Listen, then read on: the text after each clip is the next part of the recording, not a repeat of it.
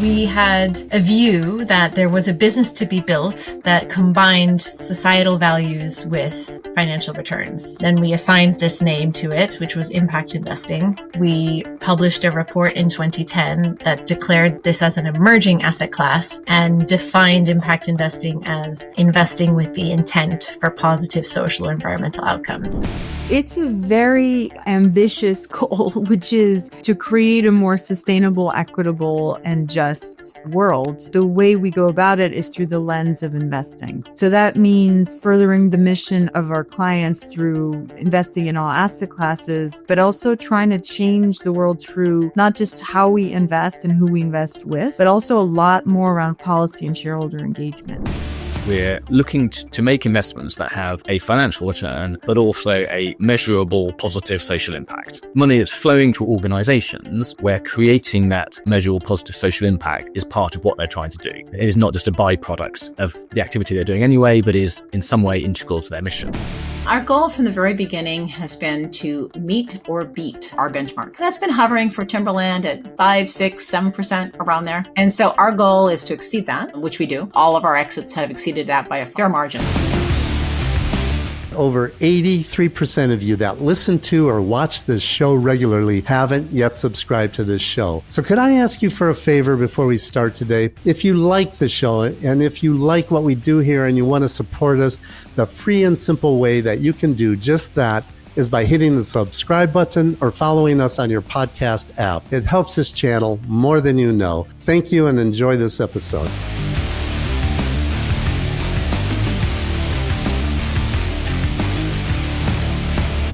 After you got out of King's College, you landed at JP Morgan, but first I think you were on their alternative investments team. What were your career ambitions at the time you got out of King's and landed at Morgan? Did you have a specific vision? Yes, I wanted to eventually get to a place where I could go and work on development questions in a place like Turkey. But I knew that if I wanted to get to a seat like that, I needed to first understand global capital markets. And so the aspiration was find a seat that would give me a wide vantage point. But in order to get there, first you have to get in the door. And so my first role was actually a role that built off of my master's thesis. So my master's thesis was about fund-linked derivatives. It's a really random kind of topic, and it was a very niche subject. But there happened to be a team of people at JP Morgan who were structuring fund-linked derivatives. And somehow by some magic, my thesis landed in the hands of that team. And so they called me in for an interview and I joined. That was the first team I joined. Around the 2010 timeframe, you made a fascinating pivot to becoming a founding member of their JP Morgan social finance team. I'd like to know how that opportunity materialized and why were you drawn to that? So that linked right back into my motivation for joining the bank in the first place. I always wanted to land in a seat that brought economic development in line with financial maths. That was my kind of the inspiration in my heart. I didn't think that I would find that seat within JP Morgan. My premise was that I would do a few years in capital markets and then probably have to go and do a development finance or development economics master's degree and then find my way. The only place I could think of where you could do that kind of work was the World Bank. So I had no idea how my path would lead me to that within the seats I was in JP Morgan. So when the social finance team opened up recruiting, it was like my dream job had arrived at my doorstep. I couldn't help but apply for it. This is very early doors in impact investing. And as you say, was somewhat of a extraordinary time in global finance. What was the social finance team? Yes, it was a bit of an experiment. You're right. We had a view that there was a business to be built that combined societal values with financial returns. And then we assigned this name to it, which was impact investing. We published a report in 2010 that declared this as an emerging asset class and defined impact investing as investing with the intent for positive social or environmental outcomes. I remember spending 4 months discussing whether the word intent should be a part of that definition or not, actually. And today, I think it was a crucial decision that we kept it there. What were you trying to accomplish with this social finance team? Well, so the team had 3 pillars. One was thought leadership, education, building the brand of impact investing. 2 was advising clients who wanted to develop their own either corporate strategies or investment strategies for this type of product. And 3 was we had a proprietary allocation of $100 million to invest in the emerging asset class itself.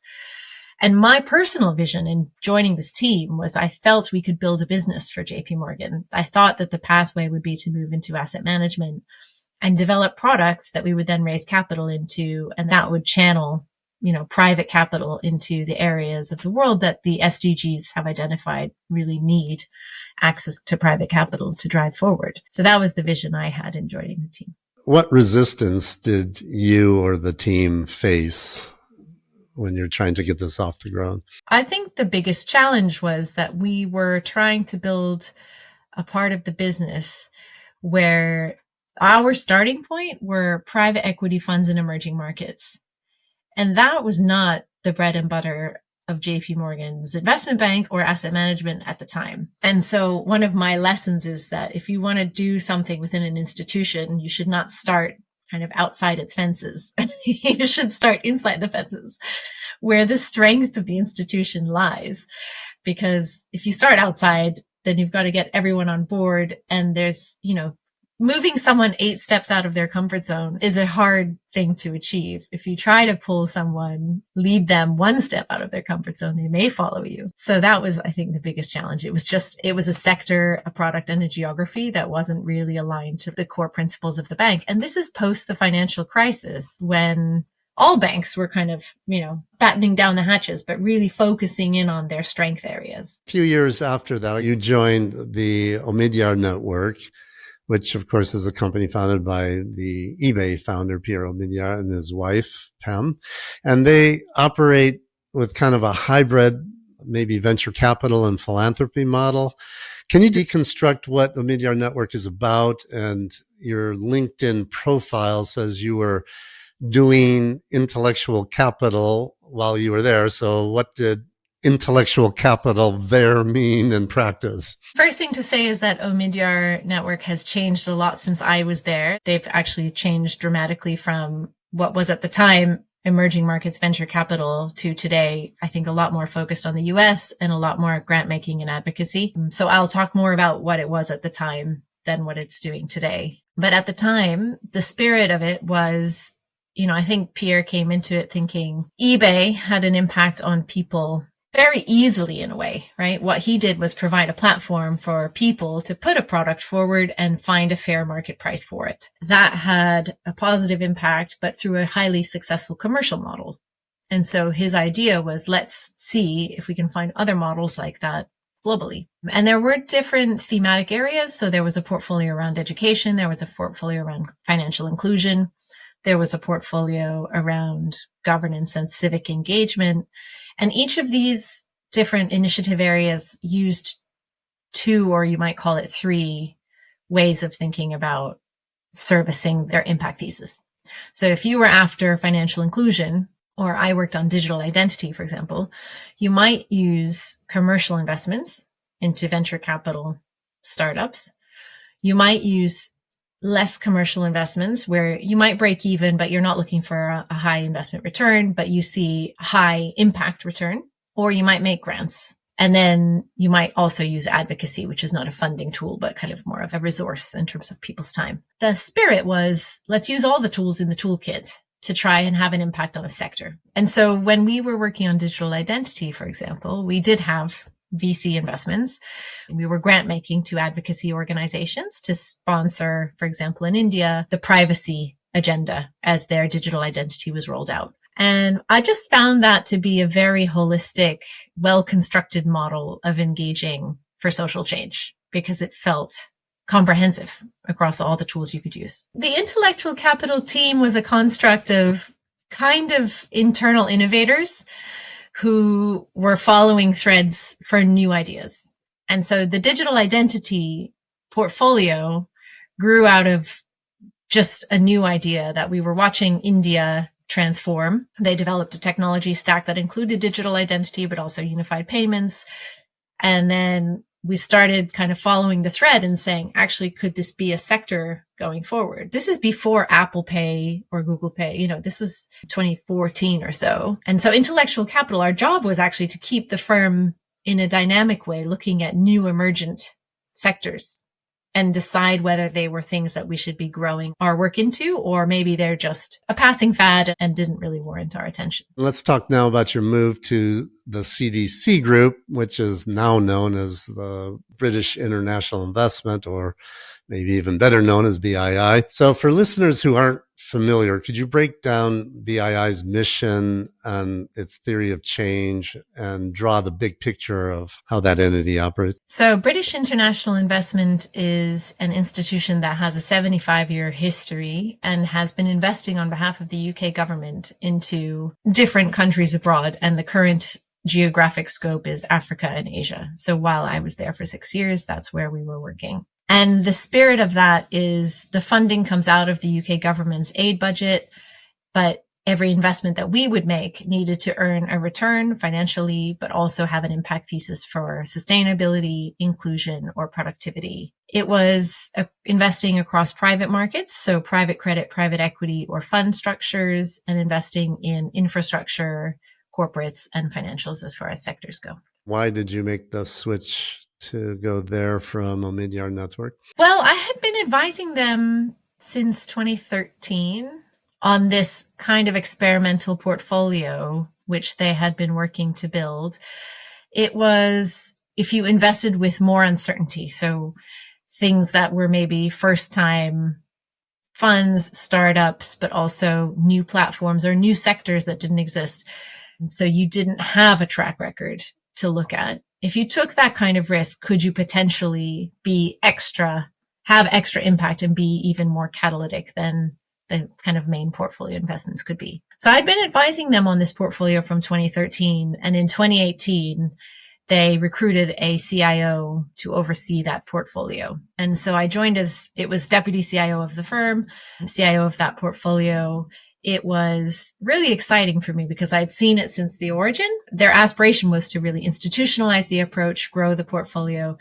And I think I took it from about 300 million when I joined. It was about 1.6 billion when I left. We gave it a name. It didn't have a brand at the time I joined. We called it the Catalyst Portfolio, defined its purpose, expanded it from purely funds investing to all products that we were investing with, expanded it from just a few geographies to all the geographies where we were investing. And also our operating model had been kind of a team sitting alongside the main investments team. And we made it something that was much more integrated for the firm as a whole. I'm going to pick your brain a little bit on BII because I think it relates to everything you're doing now because it's an interesting place. If I understand it right, BII targets a modest annual return. I think it's something like 2%. And then the returns are supposed to be reinvested for maximum impact.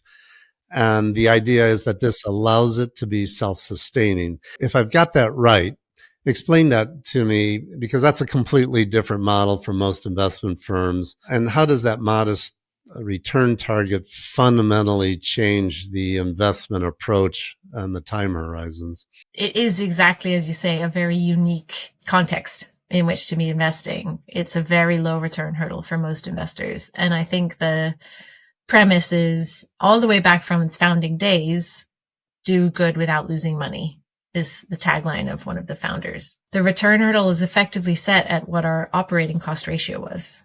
So it was literally do good without losing money. Last year, you made a significant career move to legal and general as head of investment strategy in the institutional retirement division.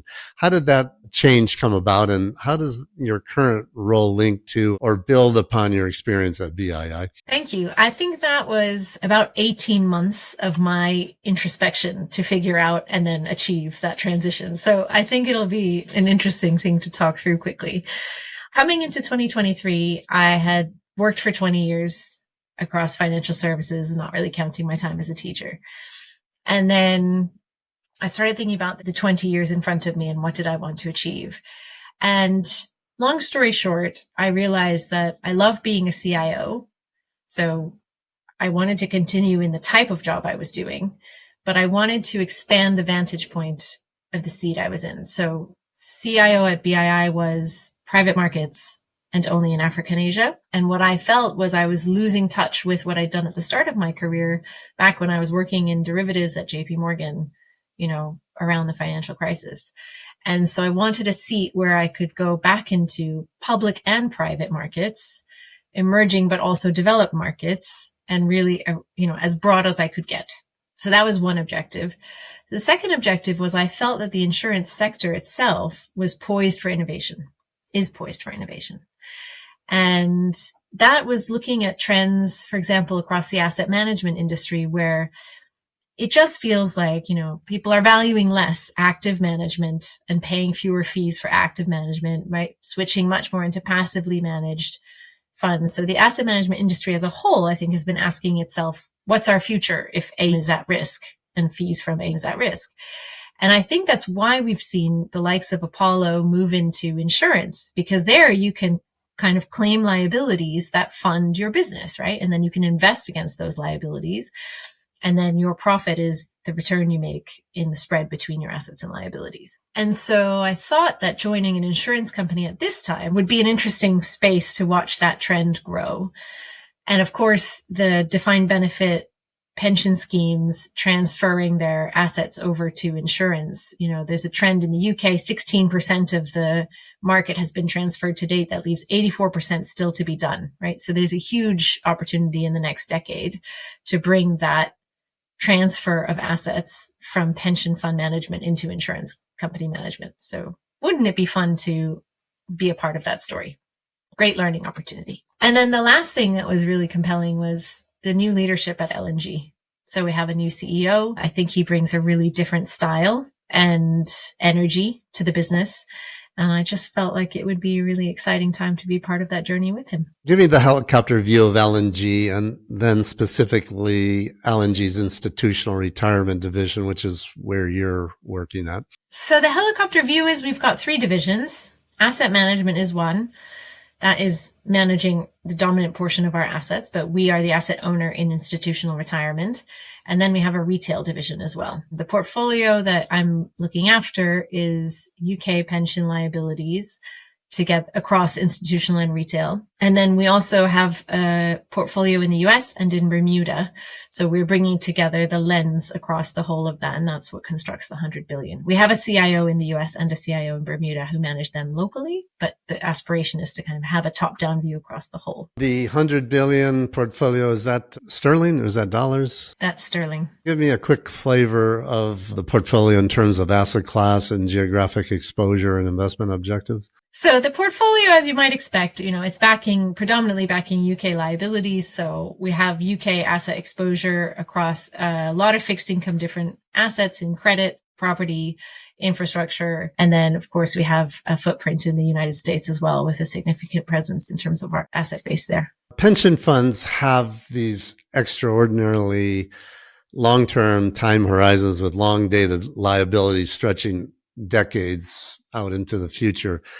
How does that long-term perspective shape your approach when you're considering things like climate risk? And how do you connect this to L&G's broader climate strategy? So we have a decarbonization objective, which is to decarbonize by half from our 2019 baseline by 2030. I would say we're making really good progress against that. I think we've achieved about 30 percentage points. So we're kind of done 30. We've got 20 to go if you want to look at it that way.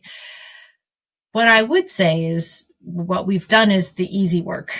So, rotating to find, the carbon efficiencies in the existing portfolio. What I think we could do from here is finding opportunities where we can support either carbon positive or even, it's always hard to talk about this because by carbon positive, I mean negative. What we want to do is have more of an allocation to assets that will improve our carbon emissions intensity in the book. We, more importantly, actually have a real world impact on the lives of the people whose pensions we're managing and other kind of stakeholders and beneficiaries around them. What's the difference in your approach to the new investment positions that you take on and the due diligence process behind that versus the strategy you take with existing positions and the impact that they have through perhaps active engagement? I think in existing positions, we have probably more of a monitoring approach in terms of seeing the contributions of those assets to our carbon emissions intensity and then taking actions based on a combination of the carbon emissions intensity, but also, the risk, the return, and the capital intensity, lots of other factors, right? It's one of a set of factors. And I think that's important to consider for everything in the portfolio. So we have kind of a minimum standard of understanding the carbon emissions intensity of every asset and knowing what the picture looks like to make sure that the whole picture moves in the right direction. And then when it comes to originating new assets, there's also kind of a minimum standard, right? And we have an exclusions list that we operate with. But in addition to that, we will proactively source assets that meet the new investment strategy that we might want to develop around natural capital, for example. Or we've done net debt for nature swaps and been really, I think, at the front edge of that new product space. We have an appetite to be a leader in the space. Of course, when we do those things, it still needs to fit within the risk management, the regulatory regime that we operate within, etc. That's how I think about the difference between new origination and portfolio management. L&G has developed sector-specific climate strategies as part of your climate pledge that you already referred to. Could you maybe walk us through one example and make it real how in practice you're thinking about transition pathways to net zero? In the property sector, right? I mean, property is a space where you can think very actively about energy efficiency opportunities. And we are a large developer in the UK. We fund a lot of development here, and we're starting to do much more in the US as well. Right. And for higher risk markets, or let's say higher risk nascent industries, what sort of enabling conditions does L&G need to see that gives you enough comfort to move forward with an allocation? I spoke earlier about being a correlation strategist and looking at how to invest in a market when there wasn't much track record. That's hard for the likes of L&G because we operate with a regulatory regime that reviews our models, right? And the rating agencies, we anchor a lot on credit ratings. And so both of those things mean it's very hard for us to invest where there is no track record.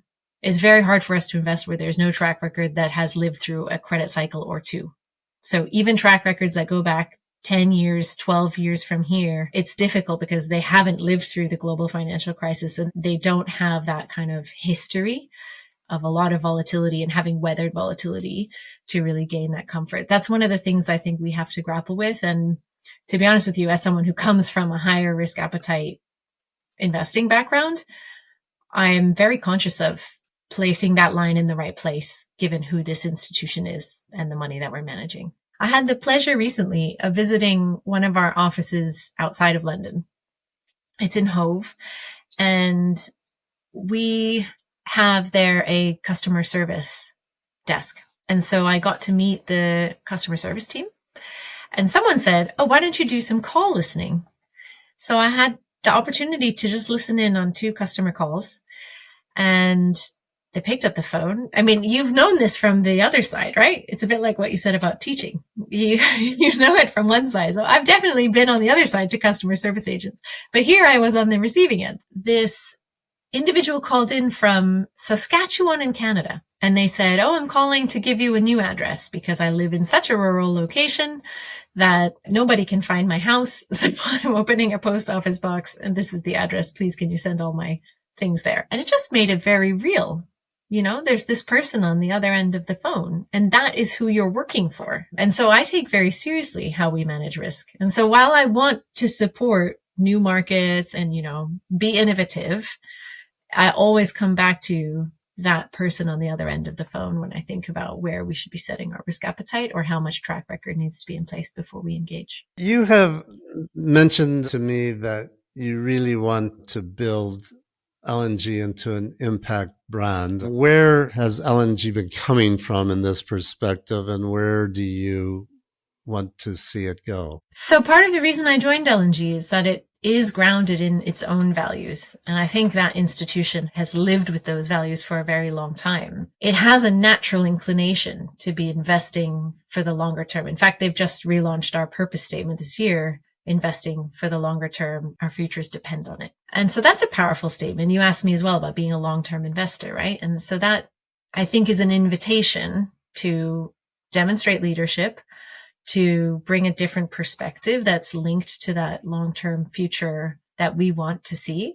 So there's a great fertile ground in which to kind of continue building on that legacy. So what I would love to see is that we're recognized for that work. I think we're a recognized leader from an asset management standpoint. I think there's a great reputation on that side of the house. And so really for me, it's about the institutional retirement division developing its place in the world as an asset owner who is incorporating climate decision making in our investment process. Looking ahead, what systemic changes would most effectively increase institutional capital flows into impact investments and even perhaps emerging markets in the future? Well, it's a very interesting time in the world to be asking this question. My biggest worry is that they will decrease from here, I think. We need to think about impact as an intrinsic variable that exists whether you like it or not. I, for one, feel it's very important not to lose sight of that. If we stop paying attention to it, it will manifest as risk. Someone else said this to me recently. We should be calling this value at risk. Right? Or once upon a time, I think Al Gore called this stranded assets, the risk that the world kind of moves away from certain assets and their value drops. I think that the societal trends of what's valued and not valued, right, can be quite political. But at the end of the day, I think about what kind of property attracts tenants today. It is an energy efficient property will attract tenants, right? Because it will cost less to run. I don't think that's going to change because people don't like the term ESG. I think where there is a strong commercial impetus, that should stand the test of changing political winds, personally. I think if we had this conversation 2 years ago, we'd be talking more about ESG than impact. Now that it seems like impact is much more mainstream, ESG, especially in America, is, people are scrubbing their websites right now. The thing that frightens me the most is people operating out of fear. I don't like the idea of changing the words we use because we're afraid of what people will say about that. But I also think that this is a sector that has been very confusing in the language. I appreciate the opportunity to be clearer about what we're trying to achieve. And, people have talked about greenwashing and the risk of overinflating what you're proposing or what you're trying to deliver. And that is a real risk.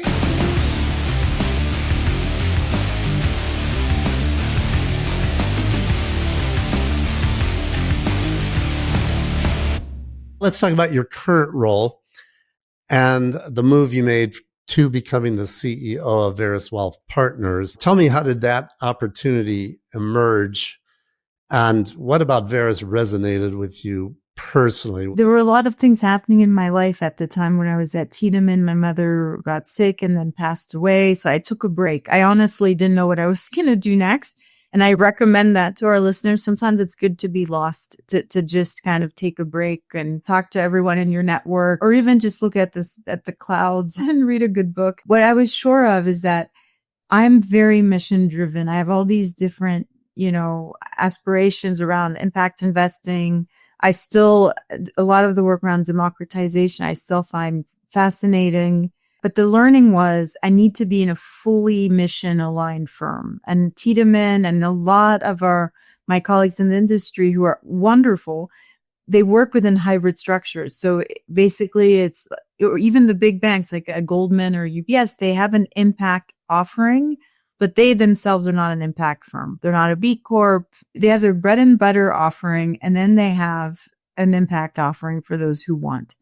And that's a very different thing than having a firm that in its core believes that sustainable finance, the climate transition, racial and gender equity investing, all of those things should be core to your offering. And that's all you do. And so I looked around who in the investment space, I looked at both asset management and wealth management could be a home for me, which is really holistically dedicated to impact. And Veris has been since 2007. It was one of the first impact only wealth management firms in the world, not just in the United States. And I knew there was a succession plan in the works, and the partners of Veris were very thoughtful. They basically planned succession, 2 to 3 years, well, actually a decade in advance, but the execution of it, like hiring the next person, is usually 2 to 3 years in advance. Anyway, so that's where I ended up finding a role as COO, which was not exactly playing to my strengths, but really I was a succession hire, and I've been there almost 6 years now. So paint a picture for us of Veris today, for looking at the numbers and scope, the geographic reach, the team composition. What does that look like? And more importantly, what's the secret sauce that distinguishes Veris from other wealth management firms? So, we're still boutique. We're in high growth mode, but we only manage about 2.3 something. It depends on the day, of course, because it has to do with, markets, but about $2.3 billion under management. There's about 300 clients, and we're moving more and more to institutional clients. So larger and larger clients that are foundations or large endowments. The secret sauce, I think, is the fact that it's 100% focused on impact. And so you have deep expertise around thematic investing. Depending on the advisor, different advisors have different expertise, some around gender lens investing, some around racial and gender equity, some around sustainable food systems. It really runs the gamut. And a lot of our competitors, they invest in oil and gas and they divest from oil and gas. So, a lot of what we do is there's no cognitive dissonance. So that appeals to a lot of clients, especially since we got reelected. There's a lot of, we lost the vote. How do we use financial capital as political capital around climate and around social justice? I would say it's our holistic approach that is our secret sauce and the deep thematic expertise. But we are small. And so, we're all eager to grow faster. And so the issue is, how do we grow to have greater impact while still building a sustainable and attractive and profitable business? Because we ourselves are an impact investment. I want to talk a little bit more about Veris's mission, because I always try to get to the core motivation and purpose beyond the services you provide. So what's the deeper change that you're trying to create in the world through Veris's activities?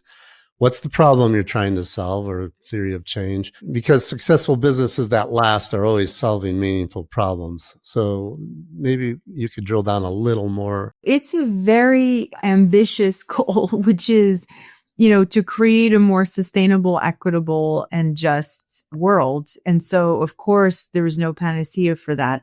But the way we go about it is through the lens of investing. So that means furthering the mission of our clients through investing in all asset classes, but also trying to change the world through not just how we invest and who we invest with, but also a lot more around policy and shareholder engagement. We don't flip it as what are the core problems? We look at it as to what is our vision for the just and equitable society we want to live in. But the problems have to do with climate change being an existential threat to humanity, and economic inequality and economic inequity in terms of access to opportunity. So, and this is very well documented, of course, but, looking at the inability for African American entrepreneurs and especially African American women to get access to capital. And these are all the problems, the undercapitalized communities. A lot of our investments are around addressing that need through our managers. But shareholder engagement is also a huge factor, because in public markets, that's where we feel we can have the greatest impact. If we were to fast forward 20 years, and Veris has been wildly successful, how would the world be different as a result? Unfortunately, we have to get into politics here because I'm also the chair of USIF, Investment Forum. The market for us, what would be success beyond just Veris, because we do think of the entirety of the industry, is that the regulatory environment would be friendly to climate investors. So much greater disclosure requirements. So European type requirements on American companies and also incentives to reduce carbon intensity and carbon emissions. I mean, that would already be an extraordinary success if that became the norm of any company. You have to track your carbon footprint and you have to have a net zero goal by, 2050 or you said in 20 years. That would be incredible. But we're in a world where the opposite is happening. There's incredible deregulation, and in Europe as well as in the United States, and the US is far worse, where even the concept of climate is seen as a hoax, a happenstance, not man-made, not proven, etc. So we're headed towards greater human strife and environmental disaster. So I think that would be the core thing we'd be in a world where climate is considered an existential risk and the regulatory bodies take it seriously for what it is. That would be huge. You're only working within the US? Yes. For now, we just serve clients whose assets are domiciled in the United States. Yes. But do you make investments abroad? Absolutely. Yeah, we do. Let's step back a minute and just discuss, how does impact investing manifest differently in wealth management compared to other areas of financial services who do impact investing, say, institutional investors or venture capital? And are there unique challenges or opportunities that come with the wealth management context? That's an excellent question, because I think there are similarities in terms of impact management and measurement, whether it's in asset management or if you work within a foundation, a family office. If you're a professional in banking is, I think, where we're lagging. There's not really an investment banking world in impact. The due diligence mechanism, the approach to measuring outcomes is more or less the same between asset managers and wealth managers. Where I do think it's different is that you're dealing with the total portfolio approach in wealth management. So it's harder because you're not just trying to measure impact in one sub-asset class. You're trying to measure impact across all asset classes. So you can't really add apples and oranges, sort of. I'm trying to simplify it, but the outcome of investing in affordable housing, for real assets, or a venture capital firm where it's number of jobs created, or in public markets where you're looking at carbon intensity per dollar of revenue. Like, these are not things you add up, you can possibly add up. You can use UN SDGs to thematically say, here's dollar exposure to number whatever, in the oceans. But it's very hard in wealth management to aggregate impact. It truly is, I think, an Achilles heel versus in other sectors like writ large in asset management. The other difference is, this is true of any B Corp. You need to embed the DEI, the climate, and so on in everything that you do. And in wealth management, it means also in your due diligence of managers. So, and I know this goes against a lot of the executive orders of our president currently, but when you're a wealth manager who select you, so in our case, we don't pick stocks and bonds. We try to hire best in class managers across asset classes.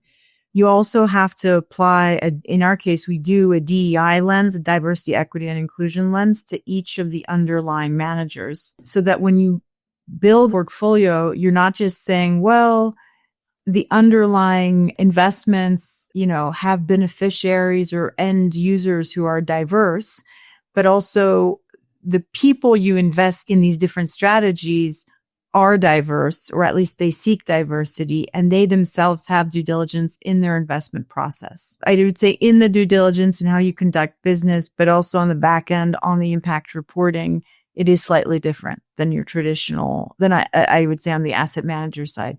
But in impact, we still don't have impact investing in all sectors of finance. So God only knows what that's going to look like in the future. When, for example, we don't have CPAs. The accounting world is not yet in the world of impact. The impact measurement is voluntary and done in-house by investment professionals.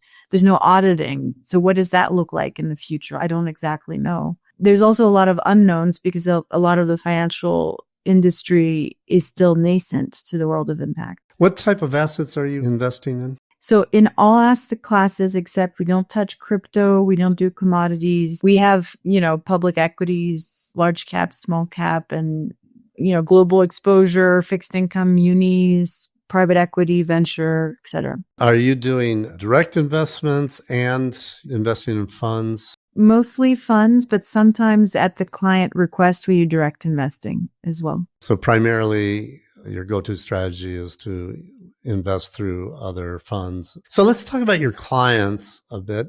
What brings someone to Veris instead of a traditional wealth manager? And is there a common thread in their stories or in their values or maybe in their aspirations? What are they seeking that they can't find elsewhere? They want the authenticity of a firm that doesn't just do impact investing, but itself operates as an impact investment. So meaning that we apply our own due diligence lens around impact, around diversity, around equity, around climate. We ourselves are net zero. We ourselves are a B Corp. So most wealth management firms are not. Actually, 98, there are very few firms in our industry who are B Corps. So they want to be aligned with a firm that serves them, that has the same mission and also does policy advocacy, et cetera. So it's alignment, I guess, is really the thing. And they feel, because we're an independent, the other thing, but this hasn't to do so much with impact. We're an open architecture firm, so we don't push our own products. And most of our competitors absolutely do. They have their own investment funds that they push. So even if you fire the advisor, you're still a client of the fund for years to come. You can't unwind right away. We avoid conflicts of interest as much as possible so we can fire or hire managers. If you go, especially with the big bank, you are definitely at the mercy of their own products, which they have an incentive to push. But I would say it's the holistic impact approach. And also it's rare to have, a financial institution where the CEO is a woman, and we've always been women led. We're majority women owned also, which is different. Walk me through your process. If I came to Veris tomorrow with my financial goals and some strong sustainability values, what would that journey with Veris look like? How do you translate someone's deeply held values into an actual investment strategy? The guiding principle here is Delphi's know thyself. We really need in-depth discovery of the client to be able to develop an investment policy statement that meets the financial needs and the impact needs. So the beginning is really in-depth interviews and understanding also the history of the current portfolio where assets are custodied. A lot of it is also kind of mechanics of planning a transition, but a lot of it is interviewing, let's say if it's a committee, because we're working with a new foundation, it's the finance committee or it's the board. It all depends on the governance structure of the client. But we ask them, so what is your mission? Give us examples of grants. Have you done impact investments in the past? So it's really starting with their past and their mission and how that is translatable in an investable portfolio, and then testing the waters on what they would like to screen. So what things do you absolutely not want to touch?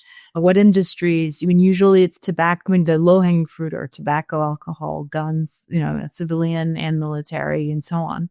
But then it can go much more specific on certain issues, whether it's on certain sovereign states they want to avoid or that they wish to double down on. So basically a lot of discovery, and then we codify this in an investment policy statement or an amendment to their current investment policy statement with the negative. So the screening, the tilting, so positively going towards an industry or a theme that they care most about. And then looking at the true thematic focus, meaning which investment managers and strategies, especially on the private placement side. So whether it's private equity or venture or private debt, would really further their goals. Once the investment policy statement is presented and discussed, then we move to a proposal. We test the waters saying, well, these are different managers. How would you feel about this investment? And then it depends on whether we have discretion or not. And then we go ahead for execution and transition, which never happens overnight. I mean, unless you're handling cash, if we're dealing with assets and potentially many private placements, we also have to plan unwinding and et cetera. So there's a lot to consider for these transitions. This approach that you take to understand what matters to the clients, is it highly structured like questionnaires and things like that? Or is it more intuitive? What really happens behind the scenes on that? It has to be very structured.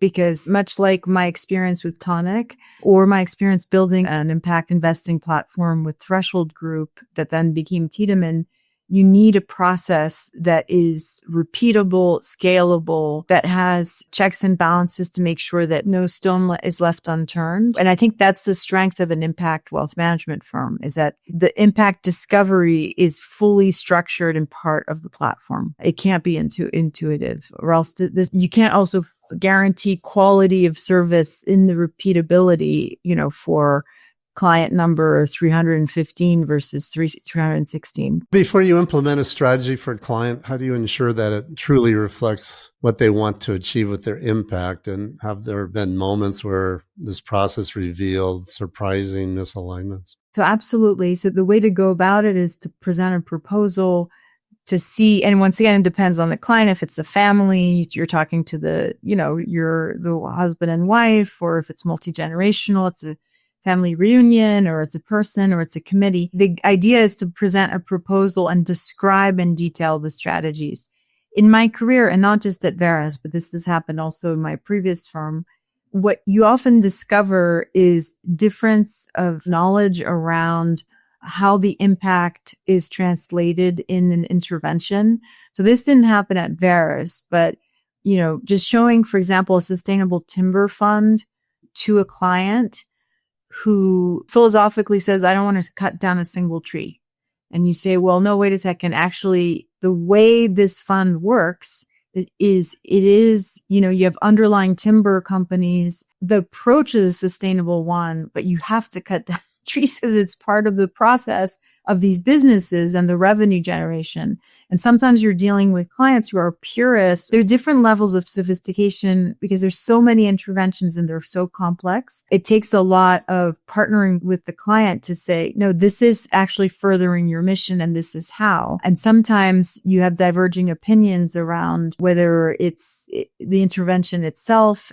But the client is king. So if they don't wish to do it, at the end of the day, you don't do the sustainable timber fund. But I have seen discussions with clients where if it's not within their realm of specialization, they need more education partnership. And what I love about Veris is the approach is you have to empower and help and partner with the client, because the traditional wealth manager talking down to the client saying you don't need to understand, or there's the alphabet soup of acronyms you don't need to understand, or you may not have to understand these graphs. That doesn't work for us at all. So what really matters to us is that we get into the weeds with our clients as much as they need to help further their knowledge and control. It is their assets at the end of the day. So our goal is not to walk in and sound smarter than they are. The goal is partnership and education. And sometimes, especially for foundations, they are more knowledgeable on these themes than we are, because that's all they've been doing for 20 years in that foundation. So they can push us. So, these are wonderful dialogues too, around climate or around racial equity, or have you even met this manager, or have you heard of this fund? Sometimes we're like, no, introduce us. We'd love to hear more. We have both those types of clients. Veris focuses on 4 impact themes. One is climate solutions, another is sustainable agriculture, and then there's racial and gender equity and community wealth building. How did you arrive at these 4 themes, and what was the journey to identifying these specific areas as your focus? Well, it was mostly client driven. I would say we have expertise in those 4 themes, but as our clients have different themes, we evolve with them. And also sometimes we pull them, we drag them with us. For example, the racial equity investing world really has become more sophisticated in the last 3 years, which is why we developed our own frameworks around diversity, equity, inclusion, and belonging. And we've, led our clients to think a little bit differently. But I would say it's mostly client driven. You've described these themes as interconnected challenges requiring an intersectional approach. Can you bring that to life with a real example of how these themes overlap? Basically, climate and poverty are connected. Racial justice and climate are connected. And so, for example, not everybody suffers from climate change in the same way or pollution. And so if you're investing in frontier markets or in emerging markets, the population of India and the population of East Africa or West Africa are definitely not treated equally based on level of income. And so poorer populations will be disproportionately affected because the poorer populations might be living on the coast or they're much, much more dependent on agriculture. And so issues of mass migration, food insecurity, etc., is very much at the interplay of climate and poverty and economic development. And so when you're looking at investing in agriculture, this is true also in the United States, the socioeconomic strata of farmers is lower than urban or suburban families, and they will be disproportionately affected by climate. So it's looking at what the interplay is of investing around climate solutions and who is affected. I think this is where traditional financial reporting and financial analysis, or even when I look at traditional macroeconomic studies from any banks, there's a lot of reporting on inflation, traditionally interest rates and unemployment, just traditional metrics, but not who is impacted. The big difference is on who will be primarily impacted by inflation, who will suffer the most. When you look at unemployment figures, break it down by demographic of gender and race. And you don't see that in traditional wealth management. In our quarterly reports, we look at that, and that's really important. And so when we talk of intersectionality, so for example, you have climate on one hand and you have community wealth building on another. And then if you put them together, we would call that climate justice. And so we have a framework that Raj Pradhananga, our chief investment officer, developed around climate justice. That's the theme that is intersectional. And you're seeing more and more of that in the industry, I'd say, the intersectionality piece. Social investments are often quite challenging to make a return on them in the same way that you can, let's say, in the climate and environment space, which is more crowded as a vertical. How do you approach social investments where the financial case might be more challenging, but at the same time, the impact potential is quite substantial? Well, actually, it depends. So in Europe, we talk about social investments, and I'm thinking more of the Ronnie Cohen language that is much more concessionary, like the pay for success bonds. That definitely is not finance first.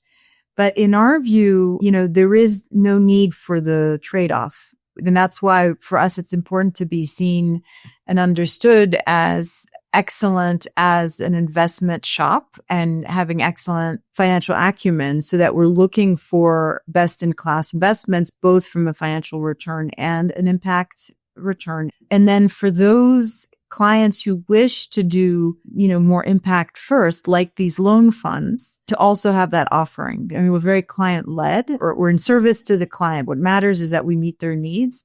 And sometimes they do want to go to places where there is no other access. So it's expensive. These loans are very expensive to originate or to issue. And so we will have those loan funds, like I mentioned, like Owista or other. But generally, we don't go in with that mentality of the trade-off. Do you find that your clients gravitate towards certain themes? And how does that financial return versus impact conversation actually play out? Are clients willing to accept different returns for different impact categories? It depends again on the client. I think the overarching theme when we did client surveys were really climate's always the number one. It's seen as intersectional. It impacts everything. If it is not curtailed, reaching the 2 degrees Celsius increase in temperatures, or more, I mean, this could have catastrophic impacts on migratory flows, on democratic stability, sovereign state. I mean, and all of that is already starting. Inflation, cost of food, famines, and you name it. So I think that is always the number one theme.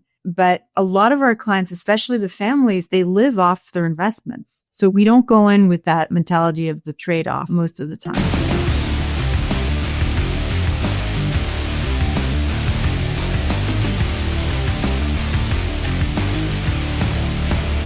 You were deputy director at the Prime Minister's Strategy Unit in the Cabinet Office, and then head of strategy at the Department for Energy and Climate Change. And then you were the assistant chief executive at the Homes and Communities Agency, and then deputy director and acting director of the Cabinet Secretariat in the Cabinet Office. Seems to be a lot of cabinets there. And finally, from 2013 to 2016, so it looks like almost a 3-year stint, you held the Director of Criminal Justice Policy position at the Ministry of Justice. So that seems to be a change. And that's an extraordinary range of experiences you've had. What was driving you through these different roles, and how did these experiences change you as a person? Yeah, what was driving me through, and I suppose the underlying theme, which has then carried on to my role at Better Society Capital, is complex social problems and how do you tackle them at a big collective social scale. How do you make a difference to these things? The challenges of ill health, of mental education, of poverty. How does society organize itself to do a better job on all these things? So that's the sort of theme through a lot of it. What it changed me is, I developed just a much more nuanced, sophisticated understanding of the different ways you can tackle things, the complexities, the non-linearity, how different bits of government and other organizations relate to one another. All those sort of things, you just get more over time, so richer and richer understanding. I say back to that sort of naive view when you start, which you sort of, come up with an idea and everyone agrees it's great and they all go and do it.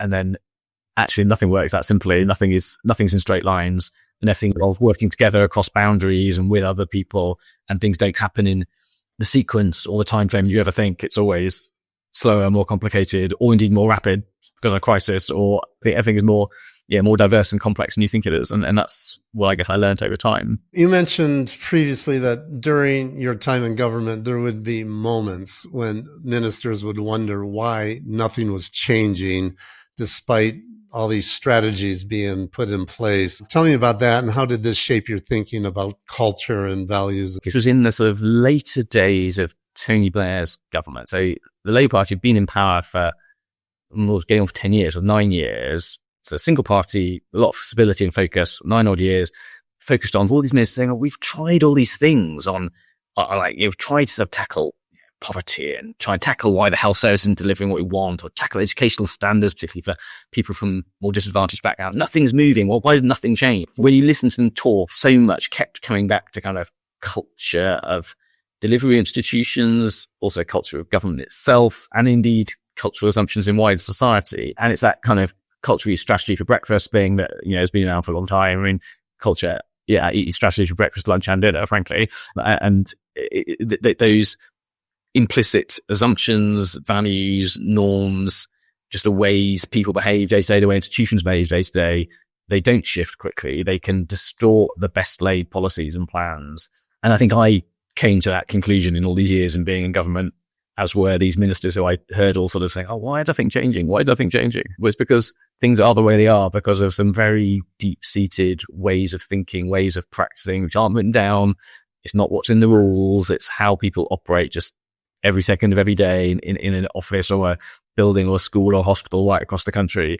And that's what you've got to get under the skin of, not what it says on a piece of paper that's written somewhere in a building in London. After this impressive government career that you had, you made this leap to Better Society Capital. So for people who aren't familiar with Better Society Capital, give me a high-level overview of BSC and help us understand what you do, what's the mission that gets you out of bed in the morning, what are the problems that you and the organization are trying to solve, and what's the theory of change that guides the organization? So the mission is to increase the amount of capital that's being invested in tackling social challenges in the UK. And that's all kinds of capital and all kinds of social challenges. And the way we approach that is sort of twofold, the two linked ways. And this is sort of theory of change bit, in that we have our own capital to invest, and we aim to do that in a way that grows the overall market and brings in other capital alongside us. And we also try and more broadly create a set of conditions that encourage investment to flow towards social impact in the UK. So we're sort of directly investing and then enabling others to invest by creating a sort of wider set of conditions. And the crucial part about our approach and so who we are is that our key KPIs and measures are all about the market as a whole and growing the total impact investment in the UK rather than just growing BSC's impact. A key metric for our current strategy is we wanted to at least double the total size of the social impact investment market in the UK. It's not at least double BSC's balance sheet or our own investments or our own profit or anything like that. It's about the total market. And those, all the key KPIs at that sort of level. The theory of change is that we can use both direct investment and that sort of work around the system to enable greater amounts of capital to flow, which then will reach more organizations, which are in turn then creating the direct impact. So we sit at a wholesale level. So we invest into funds. The funds invest into frontline organizations, charities, social enterprises, mission-driven businesses, which then create impact for people on the ground. We're going to drill down more, like to make sure we're all on the same page. Break down social impact investment for those who might be new to the concept. How would you explain it to someone who's never heard of it before? And what makes it different from traditional investing? The crucial part of it is we're looking to make investments that have a financial return, but also a measurable positive social impact. And that is the absolute crux of it. Linked to that is we are generally, in fact, for us, pretty much exclusively investing in the investment is flowing to organizations where creating that measurable positive social impact is part of what they're trying to do.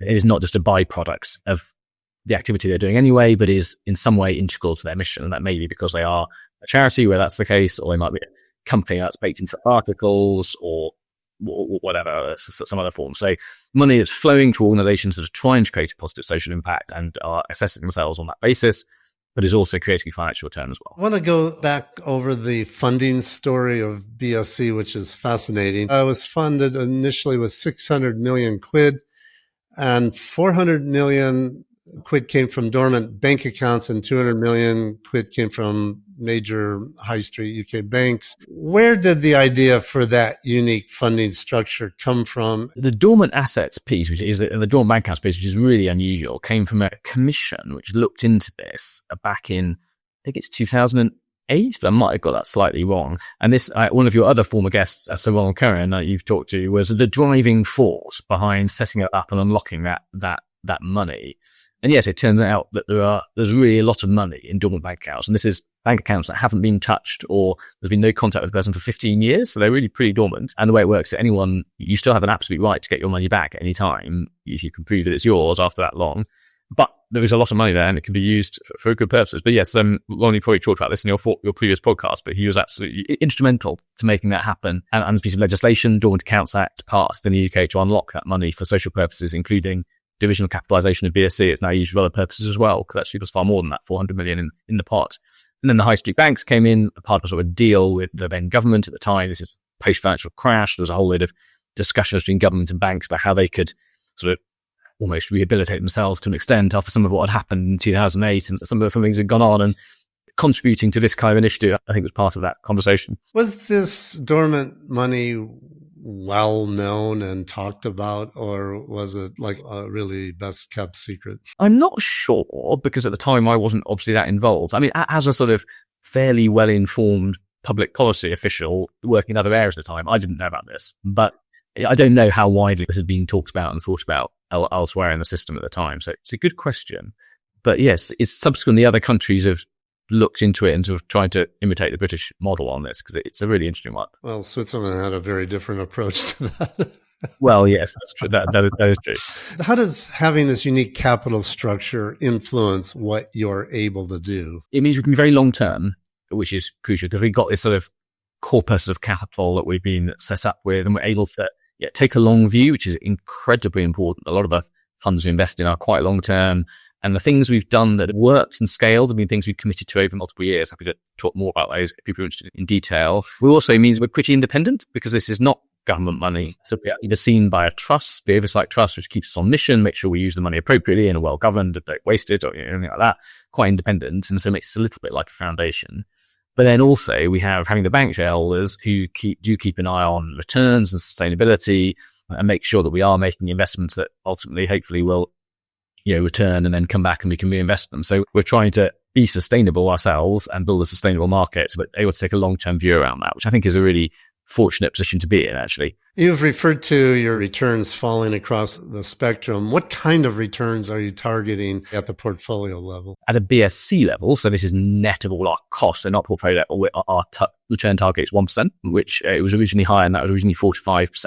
And we concluded that wasn't realistic based on the sorts of things we were meant to be doing. That translates into the social investment portfolio is targeting a return of around sort of 3%-ish, 2 to 3%, because obviously we net off costs and cash we have to hold and various other things like that.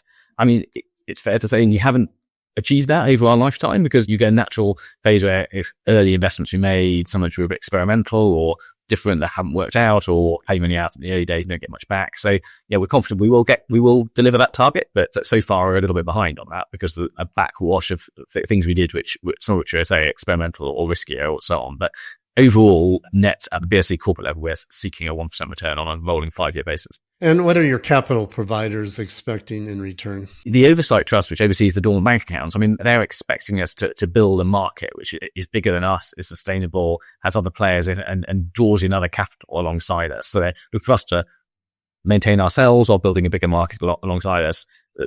And similarly, the banks, actually, they're looking for shareholders, they're looking for us to make that return and look after their money and be sustainable, but also to do it in a way that kind of promotes social impact investment more broadly and makes that a sort of thriving market in the UK, which is good for them and good for everyone. So the bank investors are not looking for a certain return. This was the 1% overall BSC return is a figure that they've signed up to. And so they will, and ultimately, as and when we pay a dividend, some of that will be, the banks will be eligible for some of that. We haven't yet paid a dividend. We will do one day. It's totally concessionary return. In terms of the bank, the commercial bank, it's not the return that the shareholder banks will get is not what they'd expect from a normal equity investment. BSC focuses on 4 verticals: social and affordable housing, social lending, social outcomes, and impact venture. How did you decide on these 4 areas, and what was the process you went through for selecting them? This was on the last strategy sort of update which took place just sort of coming out of the pandemic, and I was quite new as the CEO. And really, it was about looking at where we saw some traction, progress, where could we see that there was some movement, begin to attract other people, and where impact was happening. So it was just a sort of fairly pragmatic. There's no sort of great art around it. It's saying these are things where we can see that we can make investments, is working, and we can see that there's a chance we could sort of express and communicate what meaningful goals were over a 5-year period. If we're growing those markets, we could sort of see a path to doubling or in some cases more the size of those markets. So there's nothing sort of wildly sophisticated about those areas, but they're a sort of crystallization of where we saw, things we could make progress on, where we added value, and that there were partners who'd come with us on that journey. Could you walk me through each of these verticals? And when you do, I'd like you to highlight what makes each one of these distinct and how do they differ in terms of risk and return expectations and, importantly, impact potential. Starting with the social and affordable housing, that's probably the easiest to explain, really, because it is what it is. Housing for people excluded by the mainstream housing market. And particularly in the UK context, this is a really big issue because housing problems and the lack of affordable housing underpin a whole load of other social challenges that people face. So it is a very big challenge here in the UK. And we invest in this market a mixture of sort of what we call general needs of social and affordable housing for just people on low incomes who need housing, and then some housing models that are targeting particular groups with particular needs. So that's, as I mentioned earlier, women fearing domestic abuse, children leaving the care system, ex-offenders, people who've had a history of homelessness who need some additional support, additional kinds of provision, more specialists. So we do both of those things. And this area is scaled pretty fast. But as I also said earlier, the need for more money is even greater. The needs are very large indeed. As we invest in a range of funds in that space, including some which are run by pretty big commercial real estate managers who are trying to come into this area and attract impact capital, and also some more specialist impact-driven fund managers who've built up their expertise in delivering some of the more specialist stuff. Impact venture. So this is really the view that some of the techniques and tools and approaches of sort of venture capital investing, particularly investing in startup, tech-driven businesses, some of that can be targeted to social good. And there's been quite a movement in a lot of it in London, actually, around what sometimes gets called tech for good. So using, that sort of innovation ecosystem that we see more broadly in Silicon Valley and elsewhere, but using it particularly with a view of tackling social problems. And increasingly you're seeing founders who want to found startups, often tech startups, who want to make a significant social impact while doing so, as well as returning money to themselves and their investors and so on. And we saw that, that sort of emerged in the early days of BSC as something that was sort of growing, and it's got a lot more momentum. It's interesting saying now, one thing we've done is we've built a community called Impact VC, essentially of the sort of VC players who want to create serious impact. And originally focused on the UK, and it's now actually got traction in Europe as well. We've got some external funding to help grow it. It's got sort of a bit beyond what BSC could do on our own. And that's been really, really interesting developments in the last few years. So then third vertical, social lending. This is a bit broader. So this covers all sorts of debt finance to social purpose organizations. And that's everything from charity bonds, so large charities issuing bonds where we play a role of stimulating that market and ensuring that big issues get away, to our significant shareholders in two social banks, banks that particularly focus on banking the charitable sector or other non-profit organizations who sometimes have problems getting banked by the mainstream various reasons. So Charity Bank and Unity Trust Bank, we're big shareholders in. And then other forms of debt finance. And this is often blended finance, where there's a level of grant as well as loan capital going into often smaller, more community-based organizations. And there's a whole range of funds do that, including some that are more geographically based in particular parts of the UK. And the final one, social outcomes contract, which is the smallest of four. This is where public sector bodies, and whether that's local government, central government, or the health service, are commissioning services on the basis of outcome payments. So they're saying, if you can, take these young people at risk of dropping out of school, if you can support them in various ways so they get through school, pass their exams, and go on to a good future, and then we'll pay X £1,000 per person. Now, lots of organizations, those social sector organizations deliver the services that get paid on that outcomes based, obviously need upfront capital to run the services, clearly get paid later. So the role of an investor, i.e. us and others in this case, apply that upfront capital enables people to deliver against the outcomes contracts. And it's the smallest area, but it's really high impact, really interesting. I can talk for hours by each of these. So you're investing both equity and debt. How would you characterize the return expectations by these different verticals? So there's a real mixture there. So in the social property area, you're generally looking at mid to high single digit returns. Funds are targeting 6-7% sort of returns over a long life. Often you tend to have a long period where you don't get much returns while you're building a property portfolio and refurbishing properties and so on. And it comes to you later. In the impact venture space, the dispersions of returns are very large. Like any venture investing, there will be some funds, and there are some funds in our portfolio, they're going to return, several times their money. There's some they're going to lose a lot of money. At a portfolio level, we'd expect to, like most portfolios of venture funds, we expect to get a pretty healthy return. But there's a lot of dispersion around that, and we're very cautious of that, and we go into it with that view. In the social lending, it depends on which part of the market we're talking about there, about what risk position we're taking. So particularly some of these sort of blended finance funds where there's often a first loss cover or something. So then return will be maybe 4%, 5%, but equally the downside risk is quite low. Unsecured debt funds, higher return, but correspondingly higher dispersion, higher chance of risk, higher chance of loss. So there's a mixture there. Outcomes contracts, and again, it's a smaller market, quite specialized, but again, looking sort of mid-single digit returns, give or take, depending on what kind of piece of that we're talking about. There's this persistent narrative that social investments can't deliver competitive financial returns. Based on your experience and the data you've seen, what's the truth here? How do you respond to that sort of criticism? They definitely can do. They don't always. And some of the examples I've talked about there are really pretty financially, commercially successful, as well as delivering great impact. Something like Waystream or Urban Jungle or many of those outcome contracts. I'd say not everywhere and not everything. And there are parts of the market that are not suitable for more fiduciary commercial time investment, but there are parts that are. And one thing we've done at BSC is we launched back in 2020 an investment trust. It's a partnership with Schroders, a fund manager, so the BSC Schroders Social Impact Trust, which is a listed investment trust available on the stock exchange for anyone to buy, where we package together a set of investments, which are some of the more tried and tested ones, if you like, in a vehicle that anyone can buy into. And that's credible. And that people have invested in that. And so it shows that you can create something that's feels a bit more mainstream perhaps, and while also creating a clear, measurable social impact. Which areas is this tension most acute? The financial return impact sort of tension. There's areas that are definitely commercial and there's areas that aren't. Which are the areas that you see are most difficult? I think it's back to this point I had before about trying to do particularly lending to smaller organizations, and you need some sort of subsidy or guarantee cover. And well, you can get that to a point that's commercial. And recently, one of the large British banks has co-invested with us in that sort of space because there's a government guarantee that's big enough they can get comfortable.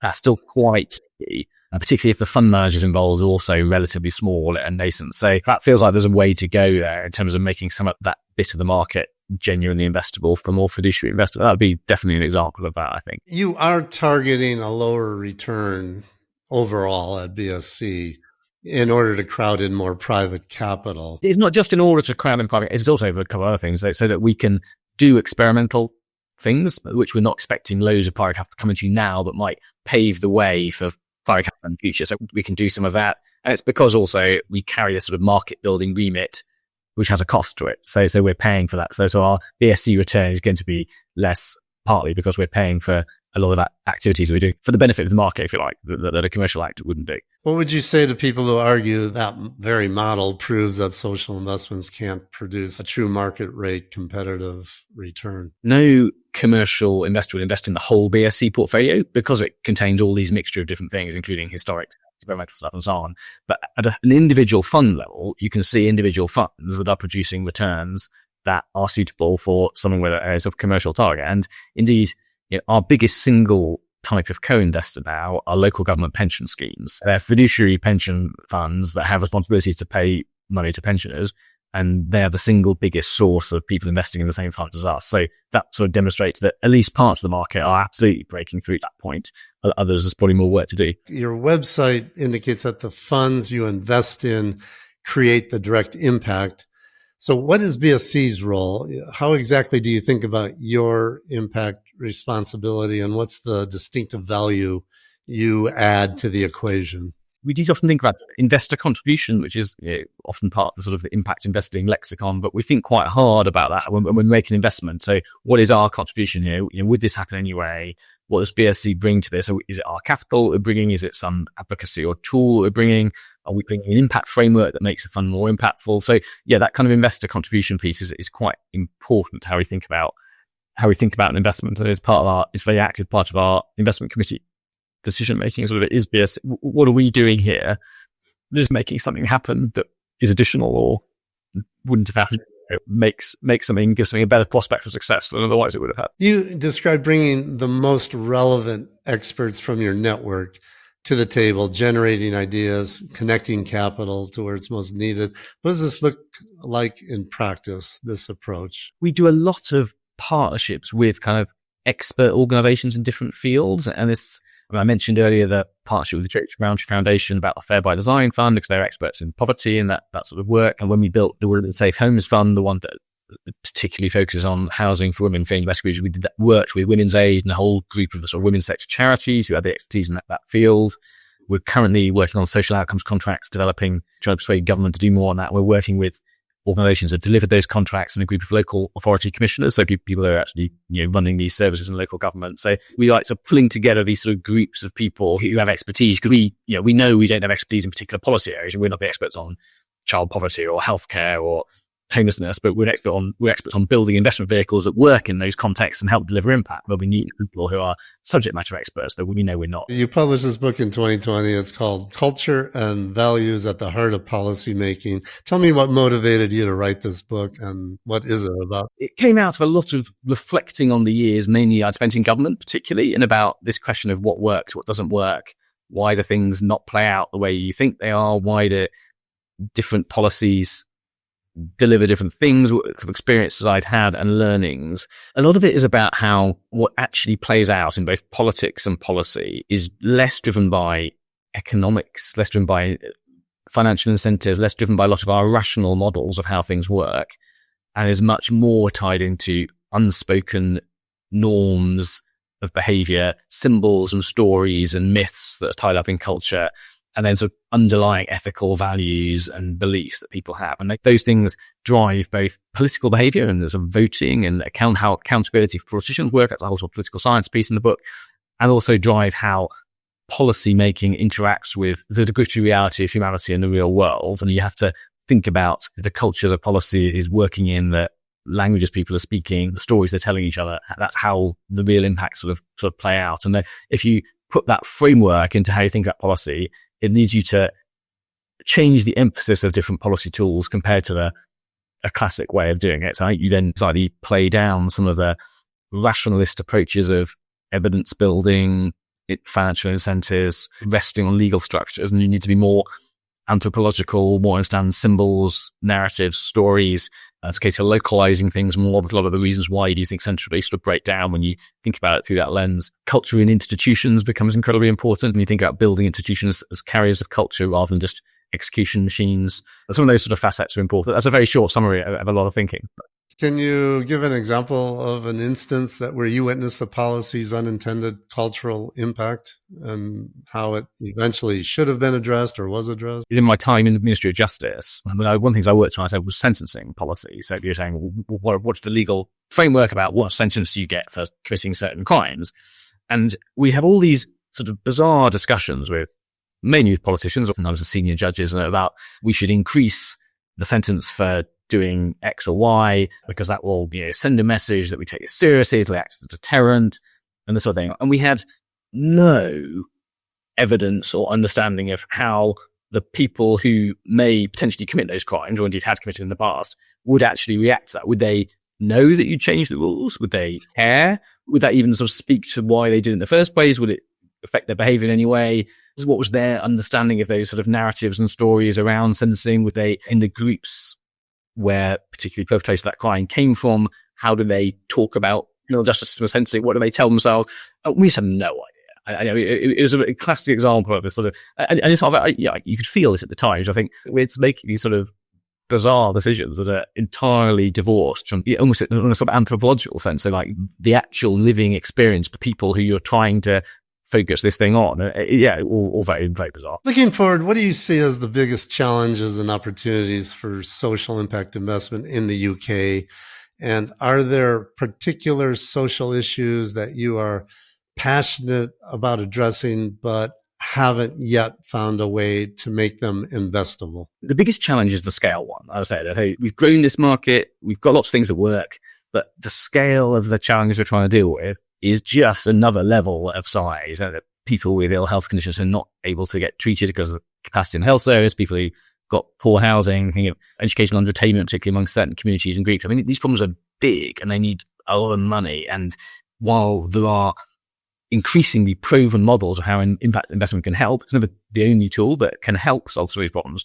We're just not at the scale yet. So that's the scale, but also the opportunity. I mean, that's the challenge, but also the opportunity. The challenge is we're not at the level we need to be to make a real difference. The opportunity is we have in many areas increasing evidence that there is the potential to have that impact on the big prize of making a real difference. And then on the social challenges where I'd love to address them, but it's really hard from an investment perspective. I'm going to come back to one I've talked about a bit in this call, which is criminal justice area I'm fascinated by. I think it's incredibly important. I think we do pretty badly in the UK on a lot of measures. We have a court system with massive backlogs. We lock up a large percentage of population of people who mainly then reoffend because they're treated prison system doesn't help. We very bad at housing people when they come out of prison, which causes them to reoffend again. Public have very low faith in the system, low trust in policing out the whole. But most indicators, it's pretty bad experience for like everyone involved, victims of crime, criminals, people who work in it. It's generally pretty poor. And there's a kind of fundamental bedrock for civilized society that you get that right.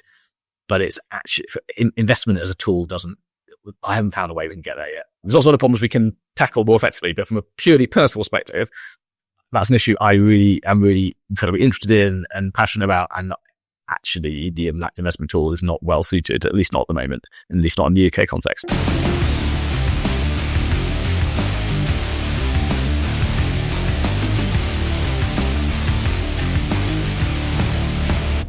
Give us the 30,000-foot view of EFM investments and advisory today with some basic fun facts to put bookends around things like what's your AUM and where are you based and what's the company's geographical footprint, and the team size and these sort of things? So we are a forest land investment management company. We are based in Portland. We have, in terms of our forest land investing, I'll talk about our advisory business in a moment. We have focused to date on Western states. So we have investments in California, Oregon, Washington, and Nevada. We invest through commingled funds. So we have the funds that I've mentioned, as well as some separate accounts as well, and a few joint ventures. I think we'll talk about it as we walk through this. One of the things that's really interesting from an employee perspective is we have 11 people on staff. And we have close to 500 million of assets under management and advisement. And we have about 200,000 acres under management. So what makes this possible is we also have about 90 contractors. So the way the timber industry is organized is really interesting. It's really what allows financial management of timberland. It allows companies like EFM to enter this field and have access to the same contractors and subcontractors that a Weyerhaeuser or a Hancock would.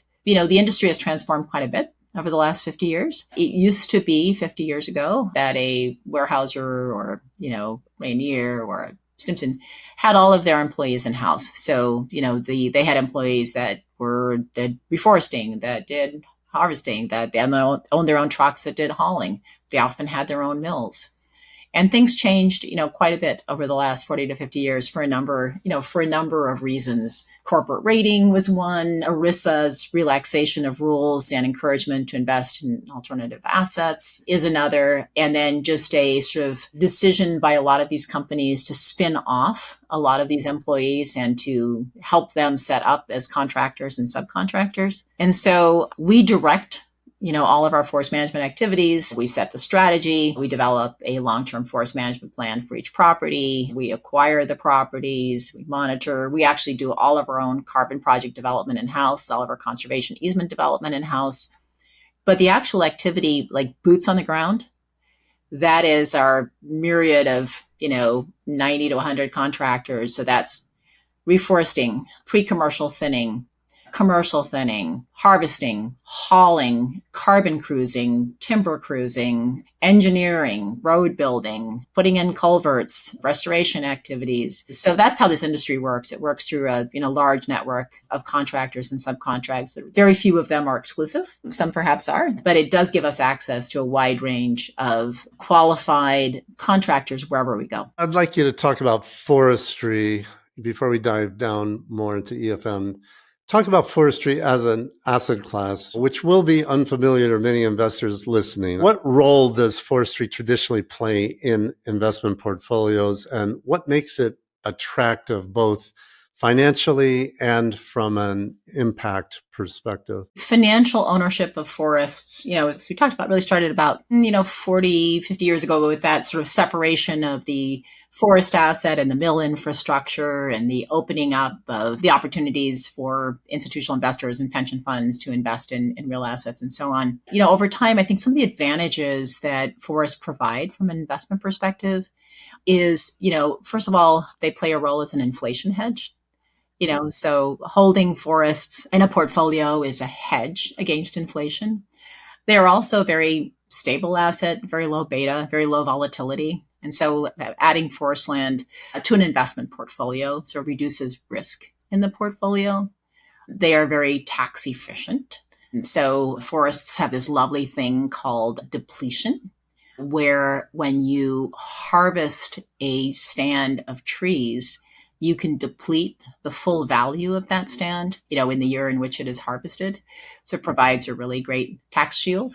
And at the same time, you only add value to that asset from a tax perspective, as it's through the act of reforestation, not as trees grow. There's other tax advantages, 1031 exchanges and other things that can provide a lot of tax efficiency. But one of my favorite things about forest investing is you can store value on the stump.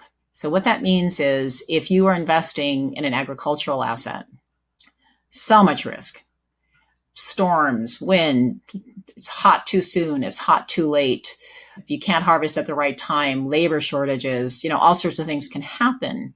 And you have to accept the price at the time that you harvest. The price, you can't delay your harvest for 2 months or harvest earlier to get a better price in general. Trees are a different matter. They're beautiful. In particular, and our experience is in these Western forests, and we're going to talk a little bit about some of their characteristics that make this especially so. But with trees, you got a bad market. If you have a way to address your cash needs, then you don't harvest. And if you don't harvest, your tree actually gets more valuable. Your stands are growing at 6%, 8%, 3%, 5%, 10%, depends on the age class and the species, but it's becoming more valuable the longer you wait.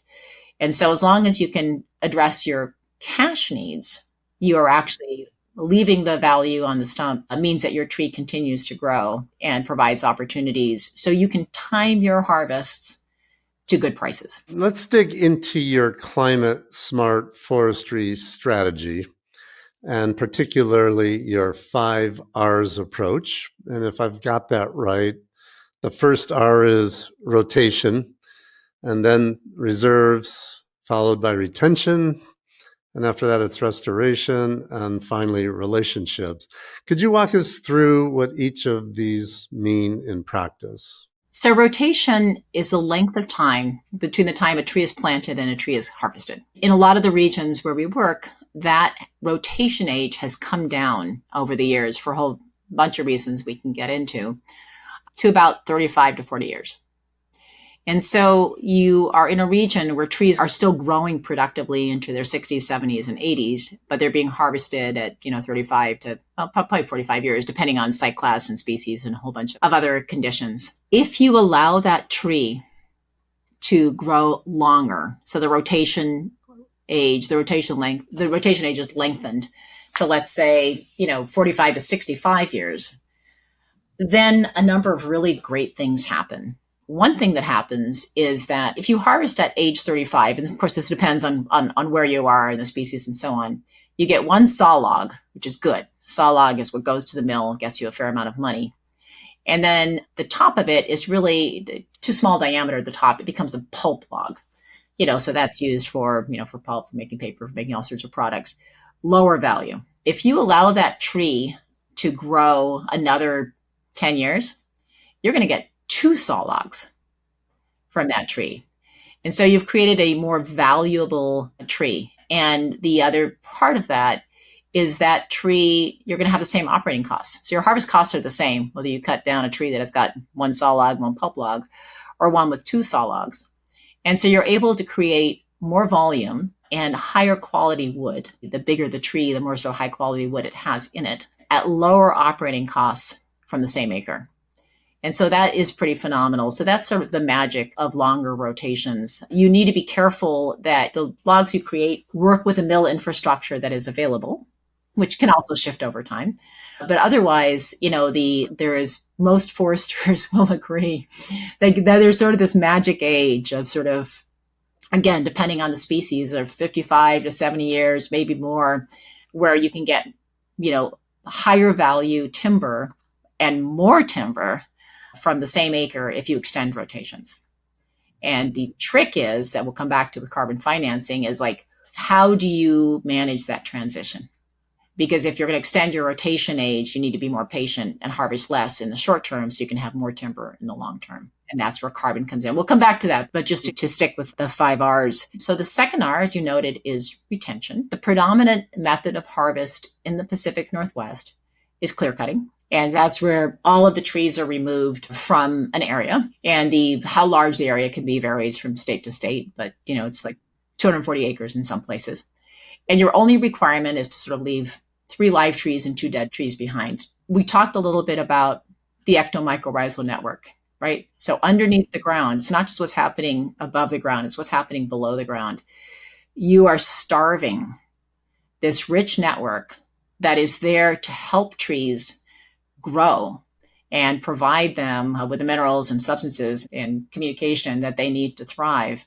You're starving them. What we're looking to do is to retain trees in our harvest units. There's live trees that are dispersed that can maintain, portions of that ectomycorrhizal underground network, but also serve as a seed source, a natural seed source for regeneration, and also serve as habitat for wildlife. So places for raptors to roost, any dead trees, places for woodpeckers and flickers to create homes, and for insects to arrive and create a source of food. That retention is really important, both of live trees and of some dead trees, or what we call snags, so standing dead trees, for maintaining soil productivity, for dispersing seed, and then also for habitat. The incentives for traditional forestry is cash flow driven to just cut everything you can. And is your argument that by over retaining, in the long run, it's going to be more productive? Rotation is very closely aligned with productivity. Retention is part of creating a multi-canopy, structurally complex forest. So the other thing we're seeking here is resilience. We know that there's stuff's going to happen, including the effects of climate change. And just like in financial portfolios, the best defense against uncertainty is diversification. So you want diversity of ages. So retention creates different ages of trees because you're harvesting some, you're leaving some behind. You want diversity of species. So retention sort of brings you that. The challenge with retention is, okay, so I could have cut, all of this, 40 acres with only leaving, 3 trees per acre. And now I left, 15% or whatever the number is behind. How am I going to get compensated for that as an investor? And so that's when we come back to carbon. So our strategy is there's a couple different ways to sell a tree. You can cut the tree and send it to the mill, or you can let the tree stand and you can sell it either for carbon or conservation or both. Every action we take, we think about how is our investor going to get compensated for this action? So, when you create a carbon project, you get compensated for the increase in carbon that occurs relative to the baseline, meaning relative to what would have happened if you had not created a carbon project. And since this retention is voluntary, it is not regulatory, it is part of our carbon storage strategy, both the increase in rotations and the increase in retention. So you have multiple revenue streams, is what you're saying. We have multiple revenue streams, and every tree we leave behind, we think about, or actually every stand we look at, we think, how are we going to optimize this stand? We are not a company that our only tool is a chainsaw. We believe in chainsaws and use them. And that's a very important part of our strategy, is to produce wood because we think it's an essential good. But we also have in our toolbox, should this be a conservation easement? Is this a special forest that has some unique characteristics that, either we should protect certain features of it, or is this a forest where really we should be extinguishing the development rights because it's important to maintain this as an intact forest in perpetuity, and that's a public benefit? Or should we develop a carbon project here? At that point, we're sort of still getting value, but we're getting value from leaving the tree standing as opposed to harvesting the tree. Okay, so we've gotten through 2 hours. The next one is reserves. And reserves, I think, it's a first cousin of retention. So part of the strategy there is reserves is really looking at a forest and saying, what's special here? Well, one thing that's always special is a riparian area. We talked about salmon, and salmon is just, salmon is a keystone species that, dozens of other species depend on. So creating wider riparian buffers to protect cold, clean water is absolutely essential. So we protect additional areas, additional riparian buffers above and beyond what's required by regulation. And so those are our riparian reserves. And then we also look across our forest and say, what other unique features do we have here? Do we have some unique rocky outcrops? Do we have any pockets of old growth? Do we have any species here, any areas that provide sort of unique habitat? And then we create reserves in those areas where our management is different, where we might leave them unharvested, or we might have different techniques that really increase their potential for habitat. So that's reserves. And that, of course, also goes into our carbon pot. So we left the tree standing. So now it's an asset for carbon. The fourth R is restoration. And the restoration really varies from one forest to another. In our coastal temperate rainforest region, our restoration is primarily aquatic. It's primarily repairing damage that has been done to streams. So that's recreating meanders, enhancing salmon habitat, making sure that there's no barriers to salmon passage so salmon can get back into their natal streams. The other form restoration takes, and this is primarily on other forests that are more what we call our mixed conifer forests that have a higher fire incidence. There, our restoration is really focused on reducing fire risk or making the forest more defensible. So that's thinning, creating shaded fuel breaks, making the forest more resilient to fire, really leaning the forest towards species that are more fire resistant, like ponderosa pine. So that's restoration. And then finally, we come to the one that's actually really critical. We spend a lot of time on our social relationships in a forest. I think one of our oversights early on, just how important that social infrastructure is around a forest. We talked a little bit about conservation and development. We think it's an absolute principle that the forests that we manage have to create great benefits to surrounding communities. This is how this is going to work. Our first stop is tribes. All the forests that we manage in the West are in the ancestral territory of a tribe. Our first stop is tribal council, informing them of our purchase, asking them for their cooperation and partnership, asking them what they need in that forest. Are there cultural harvesting sites that are important? Are there access sites? Are there pieces of that land that are important to them? We have sold properties to tribes. We often enter into cultural harvesting agreements for medicinal plants, for cedar bark, for other things that are important to tribes. So that's our first and most important stop. But then it's to the community at large, looking at what are the restoration and recreation objectives. And we work in very close partnership with federal agencies, state agencies, land trusts, conservation groups, fish restoration, and of course, tribes as well. First of all, helping them shape our plan for that forest. And then secondly, executing that plan that is going to leave that forest, I think, in terms of what we call our desired future condition. So all of this is an aim of our desired future condition. And our desired future condition is a forest that is financially, ecologically, and socially more valuable after our management than before it. And so that means it has got high quality trees that we've developed through our thinning program and through, greater rotation. It has, good habitat. So we've enhanced the habitat through the techniques that we've discussed. We have snags for habitat. We have a healthy understory, the healthy understory of shrubs that is the source of food for birds and small mammals.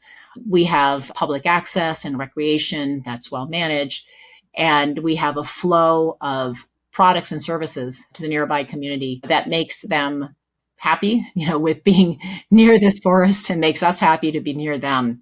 And so it's this reciprocal relationship that is really, very key to how we manage a forest and how they help us. We could not do what we do without the relationships. Tribes are funding and implementing a lot of the restoration on our property. We're working closely with all of those entities on our conservation easements. So those relationships are really key to success. How different is this approach that you just described from how conventional commercial forestry typically operates? And what would you say are the key points of divergence? First of all, I think commercial forestry is evolving in this direction, because it is kind of the obvious direction, I think, and that markets are evolving. So you do see some longtime managers that were timber focused beginning to pay a lot of attention now to carbon and learning how to implement that and incorporate that. So I think it is evolving. So how is it different? Rotation age, we're looking at a much longer rotation age than is conventional. I think we've been through it, right? The retention, we're retaining 10 to 30% versus, 3. It varies from state to state, but generally, sort of three trees per acre would be a standard across, some of the states that we operate. They're doing what's required in terms of reserves, and we're going beyond that. And restoration, I think a lot of companies implement restoration practices, but we are long-term open for business on restoration. And so we forge long-term relationships on restoration and are very serious about partnering with entities. And it allows us to accomplish a lot more than I think many companies are able to accomplish, just because it is such an area of focus. Everyone has relationships, of course. I think that we are very deliberate in the way that we seek those tribal and community relationships. We are very close to the communities in which we work. It varies from company to company, but I would say, some of the big differences obviously are in what the forest looks like when we are done or when we are in the process of managing it. So you would have a forest that has more age diversity. You'd have a forest that has more species diversity. You'd have a forest that has more ground species, so more things on the ground, which is a much more sort of pleasant recreational experience. The other difference that we have, and this gets back to, I think, the relationship, is that not all companies do this. Our forests are open to the public for free. Sometimes for motorized use, generally for non-motorized use, it depends. And that includes hunting, biking, walking, a whole range of activities as sort of part of that reciprocal relationship with the community. Let's talk ROI. What are the concrete benefits of running forests in this way? And both in terms of financial returns for investors and importantly for the environmental outcomes for the planet. Yeah, our goal from the very beginning has been to meet or beat our benchmark. The benchmark for timberland is the NCREIF, which is the National Council of Real Estate Investment Fiduciaries Timberland Index. And, that's been hovering for timberland at 5, 6, 7% around there. And so our goal is to exceed that, which we do. All of our exits have exceeded that by a fair margin. It proves, I think, out our thesis, which is that we select forests in which we can implement this whole range of optimization strategies. We don't have one tool in our toolbox. We have Veris. We use the tool that is best for that time in that forest. And it allows us to create more value out of a forest than if you just have a single strategy. We feel very good about our financial returns. And frankly, it is why some companies, some managers are beginning to lean into carbon as well, because they see as well the advantages of being able to manage a forest, for a broader range of values, which they recognize as well. Let's talk about your recent agreement with Meta for 676,000 nature-based carbon removal credits through 2035. What makes this deal structurally innovative? We are very excited about this. There was a property that it was just absolutely phenomenal on the Olympic Peninsula. Maybe I'll talk about how phenomenal that is in just a moment and answer your question first. I always get a little bit too excited about the strategic geography of this one. But a property came up for sale, and we did not have enough money in our funds to buy it. It's a 68,000 acre property. It's, a significant amount of capital. So we needed really institutional capital for this. It was sort of at that scale. And the challenge with timberland is you've got to be fast. Transactions, usually you need to submit a binding purchase and sale agreement, usually within 12 to 16 weeks of the property becoming available. So it's fast. That's your entire period to do all the diligence as well as to do all the structuring. Meta was phenomenal. We knew that this was just a powerhouse for carbon. I mean, this is the coastal temperate rainforest in the Olympic Peninsula. There's like no better place in the world to grow trees and to grow really charismatic trees that have marble murrelets and northern spotted owls and salmon and really active restoration by tribes. I mean, this place is just phenomenal. What was unique for us is we have sold carbon before. We have usually purchased a property, developed a carbon project, and then looked for carbon buyers that have an interest in our project. This was completely different. The agreement with Meta to purchase the carbon stream over 10 years provided a reliable cash flow that then allowed our institutional investors to diligence this in short order, with predictable cash flows, and to arrive at an investment decision quickly enough that we were able to make the binding commitments we needed to win this property at auction. So it was really unique, and it was really, cemented by this contract that Meta provided. Tina, this deal involves 68,000 acres on Washington's Olympic Peninsula. What makes this specific rainforest strategically important, both as an investment and for conservation? It is a phenomenal place, low fire risk, great growth rates, a really high timber production and carbon accumulation. But I want to talk just for a second about the strategic geography, which is unique, very unique to the Olympic Peninsula. So the Olympic Peninsula is, you have Puget Sound, the Hood Canal that separates the peninsula from Seattle and from the rest of Washington, for those that don't know the geography. So then you have this incredible peninsula. It's about 5 million acres, and it is dominated by the million acre Olympic National Park, which is one of the last sort of remaining sort of intact old growth forests in the continental US at that scale. And that park is surrounded by public land and state land. So you have this sort of continuous forest ecosystem. The Olympic National Park has incredible glaciers and just sort of world quality rivers. And it's a man in the biosphere reserve, UNESCO man in the biosphere reserve. It's just because of its uniqueness. So as you move west towards the lands that we acquired down from the Olympic Mountains, you get to this very fertile, very productive land, which has really been dominated, which is really where the timber companies bought the property because it is so accessible and highly productive. That is the land that we bought. And so we're nestled to the east, we have public lands. And then to the west, we have a strip of Olympic National Park. And then we have these incredible wildlife refuges. There's just thousands of little rocks and islands that are habitat for murrelets and all sorts of seabirds and sea otters, and then further out to see orcas. And there's a marine reserve as well that extends 30 to 50 miles off the coast. So it's just this extraordinary place in the world where you can go from the top of a glacier down to, the edge of a marine reserve after our acquisition, only on lands that are being managed for conservation and for, in our case, for high quality timber production as well. And so it's really an opportunity to sort of knit a landscape back together. And what makes this unique is that it has been designated as the place where Pacific salmon are most likely to survive climate change, where cold water is likely to remain cold. So it's really just a phenomenal place in the world to be able to implement this strategy and be part of knitting that landscape together, creating a conservation corridor and a place of resilience where salmon and all of the species that are dependent upon them will survive whatever is to come in the next few decades. Makes me want to go there. Yes, please come. I'll take you. How does this approach fundamentally change the game for conservation finance? It changed the game for us by allowing us to be competitive in this auction. I mean, we were competing against entities that had available capital. We have missed on a few properties in the last few years, which has hurt us, hurt me deeply, because they were absolutely perfect for us. But assembling capital in that short period of time that you have between the time that the property becomes available and the time the commitments are due is very challenging for institutional investors. And when we talk about our timber carbon strategy, there's not a lot of transparency around carbon prices in the world, which you've perhaps, I don't know if you've noticed that, Scott, but there's not a place you can go to go like, so how much is so-and-so going to pay for this? So there's not a lot of transparency. And so we can create models, but without a contract in hand, it's hard to diligence quickly a market that is so new, upon which there's no published data.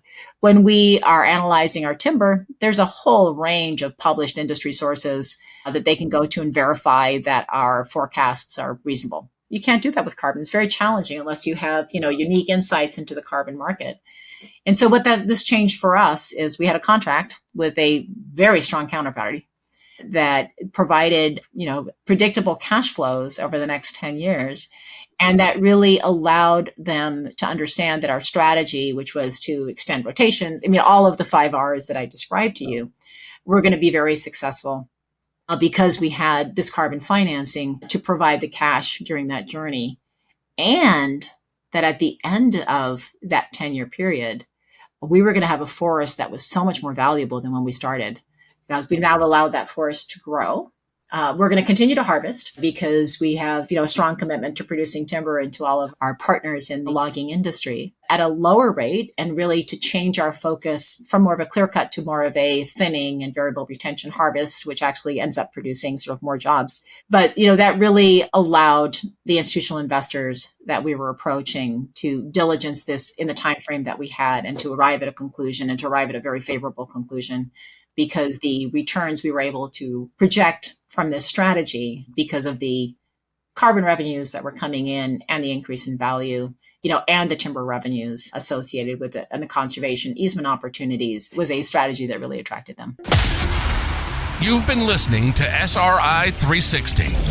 If you enjoyed it, please hit the like button and subscribe to get future episodes. You can find an archive of all previous podcast interviews and more articles and information on SRI, ESG, impact investing, sustainable investing, and socially responsible investing at our website, sri360.com. If you'd like to read more lessons learned from world-class SRI investors, get a copy of Scott Arnell's book, Sustainable and Responsible Investing 360. It's a must-read for anyone wanting to know more about investing for positive social, environmental, and ethical impact, all with market financial returns. These are the stories and tactics of those leading the way as sustainable and responsible investing goes mainstream. Sustainable and Responsible Investing 360 is now available in hardcover, ebook, and audiobook format wherever books are sold.